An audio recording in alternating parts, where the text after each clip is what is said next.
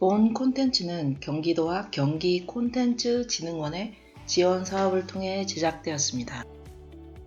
수원 시민들이 겪는 에피소드와 수원 문화 정보를 제공하고 수원 추억의 장소를 발굴하는 프로그램입니다. 시즌2 인생편에서는 아이를 기르고 있는 어머니들을 위한 프로그램입니다. 나 자신을 찾기 위해 육아의 고단함에서 벗어나 결혼, 임신, 출산, 육아로 인해 사회 경제 활동을 하지 못하는 상황에 놓인 분들을 위한 프로그램인데요. 결혼 전후 아이를 낳고도 빛나는 삶을 살고 계신 분들도 참 많은데요. 그 빛나는 삶의 에너지를 받으러 이 프로그램은 기획되었습니다. 안녕하세요. 수원 세상과 사랑 그리고 추억 라디오 제작자이자 임상심리사인 이인혜입니다. 저는 귀한 분을 모셨는데요. 수원 광교에 위치한 상담센터, 현재 상담센터 소장님이신 이경은 박사님과 함께 육아맘들에 대한 어떤 고민, 그리고 나만의 자아를 찾는 방법, 그리고 여러 가지 나의 정신적인 부분들을 극복하는 방법에 대해서 이야기를 들어보도록 하겠습니다. 네, 이경은 소장님 안녕하세요. 네, 안녕하세요. 네. 만나뵙게 반갑습니다. 네, 자기소개 부탁드릴게요. 네, 저는 상담을 전공하고 지금 수원 강교에서 상담센터를 운영하고 있는 이경은 소장이라고 합니다. 네, 반갑습니다. 제가 운영하고 있는 상담기관은 심리상담연구소 위라고 하여 영어로 WE, 우리라는 뜻. 네, 저희 상담센터는 20대, 30대, 그리고 40대 이렇게 성인 여성분이 가장 많이 방문하고 심리상담이나 혹은 심리검사를 통해 내 마음을 알아보고 또 예비부부나 결혼하신 분들이 커플 상담이나 부부 상담을 주로 많이 하고 있어요. 그래서 한국 상담심리학회 상담 전문진들이 경력이 다 10년 혹은 20년 이상이신 분들이 있어서 이렇게 만족하시면서 상담을 하고 있고, 저희 상담센터는 좀 아늑하게, 공간이 되게 아늑하게 꾸며져 있습니다. 그래서 편안한 마음으로 차 한잔 마시면서 나의 마음을 알아가고 나의 마음을 존중하는 방법을 배우는 그런 상담 기관입니다. 이런 좋은 상담 기관이 수원 강교에 위치하고 있으니까 여러분 방문하시면 좋을 것 같습니다. 오늘 육아맘들에 대한 어떤 그런 고민 상담과 그다음에 우리 사회 전체적으로 뒤바뀌어야 하는 작은 어떤 문제들부터 큰 문제들까지 저희가 함께 이야기를 나눠보도록 할게요. 네, 인간의 내면은 스트레스를 받으면 정신적, 신체적인 증상으로 이어집니다. 저희가 만성 통증으로도 가는데 그런 거에 대한 해결법과 그 다음에 저희 박사님과 임상심리사가 전하는 정신 건강을 어떻게 하면 지킬 수 있을지, 박사님 상담센터에도 부부나 육아 등의 문제로 내방하신 분들이 많이 계실 텐데요. 네.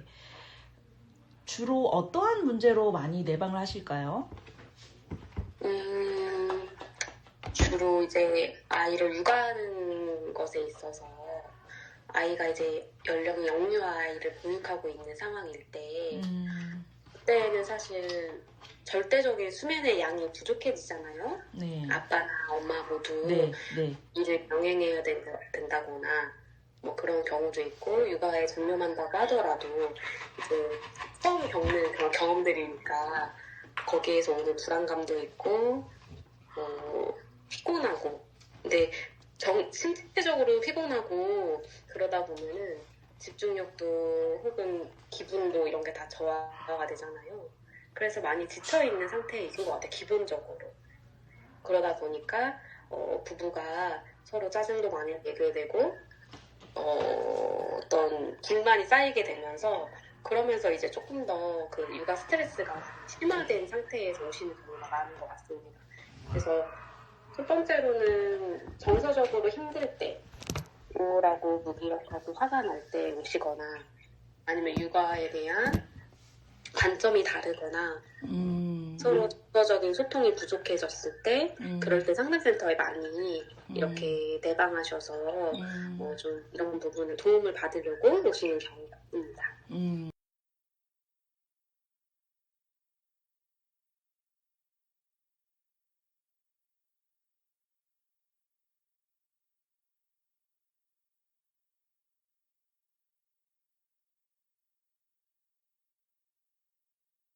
통제를 못해서 아기한테 자꾸 화를 낸다거나 분노를 쏟아내는 분들이 이제 더러 계시는데 이제 맨 마지막에는 상담센터를 가는 거고. 우선은 절대적인 나만의 시간을 확보하시는 거가 중요할 것 같아요. 내가 정말 이렇게 지쳐있고 많이 힘든 상태인데 그 힘들 때는 정말 쉬는 게 최선이잖아요. 어떤 분들은 수면이 모자라기도 하고 어떤 분들은 먹는 것조차 제대로 몇 년 동안 안 되기도 하고 그 시간에 느긋하게 밥 한 끼 먹는 게 어려워서 진짜 어디 나가서 밥 한 끼라도 혼자서 천천히 먹는 게 소원이잖아요. 아, 그렇죠. 도움을 요청할 수 있다면 정말 이렇게 죄송하다, 미안하다 어떤 이런 마음보다 우선 내가 뭔가 에너지가 차야 되니까 나가서 1시간이라도 차 한 잔 마시고 혹은 밥이라도 한 끼 꼭꼭 씹어서 드시고 아픈 곳이 있다면 진료 보러 가서 병원에서 진료 보고 치료도 받고 그러니까 기본적인 어떤 의식주와 관련한 어떤 욕구들이 좌절된 상태이기 때문에 우선은 그런 근본적인 그런 어떤 수면에 대한 보충, 어떤 천천히 밥을 먹는 거, 그리고 병원 치료를 받는 거 이런 것들이 일단 기본적으로 필요하다고 생각이 들어요. 아마 남자들이 이런 부분에 있어 내가 계속 아프다 하는데 내가 얼마나 아픈지 사람은 자기가 아니면 아무래도 타인이다 보니까 내가 느끼는 어떤 고통감과 통증에 이렇게 이입해서 아무리 생각하더라도 내가 느끼는 100%를 온전히 느끼기가 어렵거든요. 그래서 그 부분에 대해서 충분히 소통하고 나한테는 이런 것들이 필요하다 이런 걸 조율하고 그게 남편하고 1차적으로 되면 가장 베스트이고 그게 안 된다면 내가 요청할 수 있는 누군가에게 뭐 가족이 되든 친정 부모님이든 시댁 부모님이든 형제들 혹은 정말 이렇게 잠시 일시적으로 아이를 돌봐줄 수 있는 그런 서비스를 이용해서라도 내가 정말 마사지를 받든 뭐 물리치료를 받든 밥이라도 꼬박꼬박 드시든 이런 시간을 좀 확보하는 게 일단 첫 번째라고 생각이 듭니다. 좋은 고견이었습니다. 만에 해결 노하우가 생겨서 상담센터를 더 이상 안 가시는 분들도 있고 갈 생각도 안 하고 근데 어느 지점에 가면 좋을지 전문가 입장에서 한번 말씀해 주시면 좋을 것 같아요. 사실 큰 어려움이 없다고 하더라도 되게 많이 삶의 방식이 달라지고 스트레스가 굉장히 많아지기 때문에 점검하면은 너무 좋은데 특히나 이제 그냥 눈물이 난다. 아기가 너무 예쁘고 너무 사랑스럽고 소중한데 그냥 눈물이 난다거나 그냥 정말 이렇게 창밖을 내다보면서 답답하다. 집에만 또 있어야 되니까 사실 계속 그런 아기를 위한 삶이 계속 반복이 되잖아요. 그러면서 좀 나도 모르는 우울감이 엄습해 오는 경우 어떤 분들은 되게 불안한 경우가 많이 있으시기도 해요. 잘해야 하는데 내가 엄마로서 이렇게 힘들면 안 되는데 하면서 자기 자책을 하고 불안해하는 경우 혹은 아이한테 이제 어떤 훈육을 해야 되는 상황에서 굉장히 이제 눈물이 난다거나 화가 조절이 안 된다거나 그럴 때 그런 것들이 되게 우울감을 심화시킬 수 있는 사인들이라고 생각합니다. 우리의 삶을 건강하게 어머니로서 유지해야 되는 방법이 어떤 게 있을까요? 우선은 완벽주의가 높으신 분들이 많이 있어요. 상담을 진행하다 보면 그래서 나는 좋은 엄마가 돼야 되고 어떤 한 아내의 역할 혹은 직장인으로서의 역할, 딸로서, 며느리로서 잘 해야만 할 것 같은 저희 나라가 되게 평범한 거, 일반적인 거, 정상적인 거 이렇게는 해야 된다. 남들도 네. 이렇게 한다. 네. 뭐 다른 타인을 의식하는 그런 생각들도 많죠. 다른 집 이렇게 해야 되는 거 아닐까? 다른 엄마들도 이렇게 하니까, 네. 네. 다른 뭐 친구도 이렇게 하니까 나도 이래야만 될 것 같은. 정말 조리원 동기들만 봐도 네. 뭐 이 개월수에 우리 아기가 이렇게 이 정도의 발달 상태인데 네. 너무 말이 늦게 트이고 있는 건 아닐까? 뭐 이런 생각들.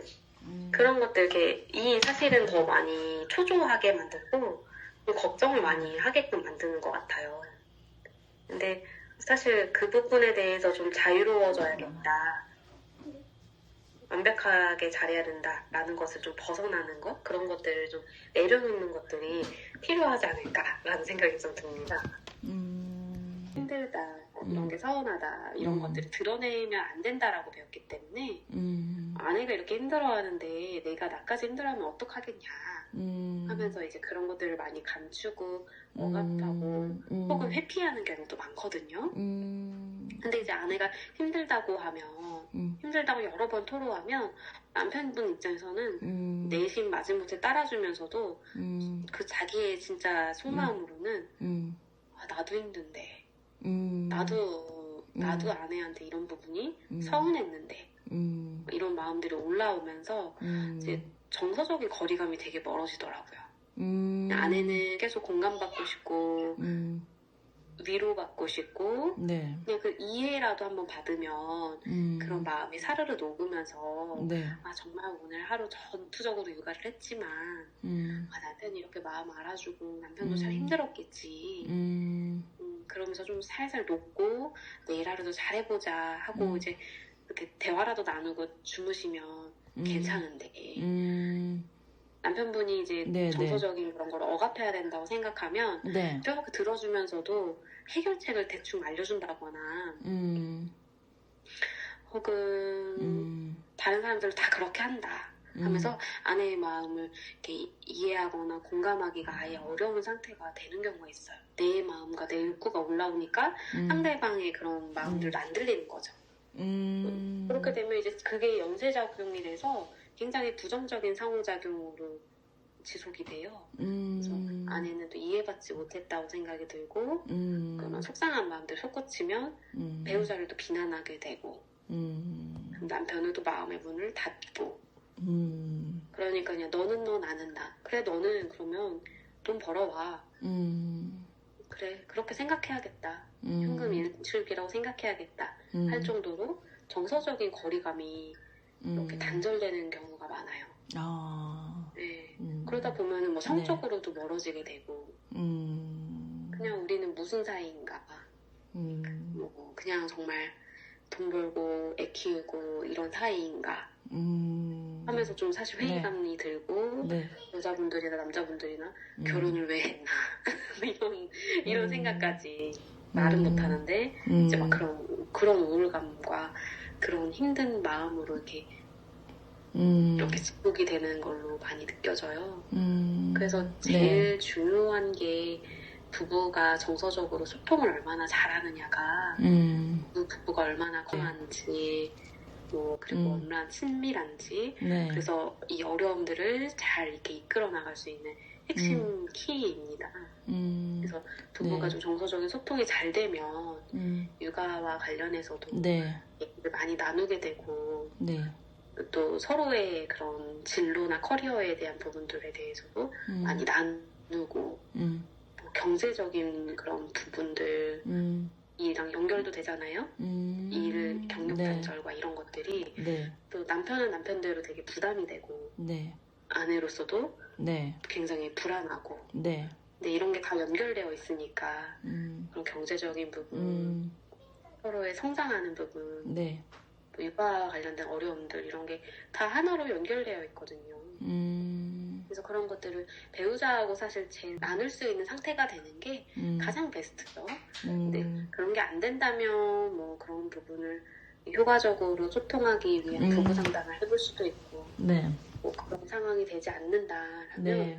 남편이나 아내분이 각각 개인 상담을 받아보시는 것도 굉장히 도움이 돼요. 그래서 뭔가 저희 인간이 가장 네. 이렇게 스트레스를 받았을 때 네. 핵심적으로 느끼는 감정은 불안, 네. 분노예요. 네.